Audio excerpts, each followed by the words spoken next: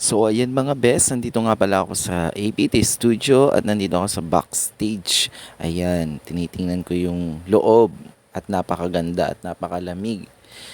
Ang sarap nga dito kasi ramdam na ramdam ko yung happy dito sa loob.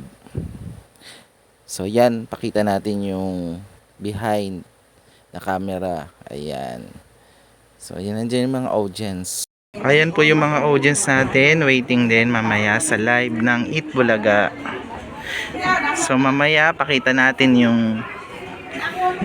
show. At hindi na nga kami makapaghintay ng mga kasama namin. Ayan, sina Lola, excited din. Team Yormi or Team Paulo. Mga best, at malapit na nga mag-start ang show.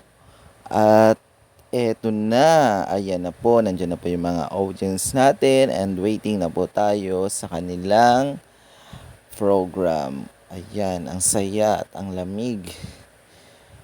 First time ko pong makapanood sa loob ng Itbulaga after so many years. Ngayon lang din talaga ako nakapasok dito. At totoo nga pala na ito yung tahanang pinakamasaya. So very overwhelmed talaga yung feelings na nakapasok kami dito. Thank you at yun lamang mga best.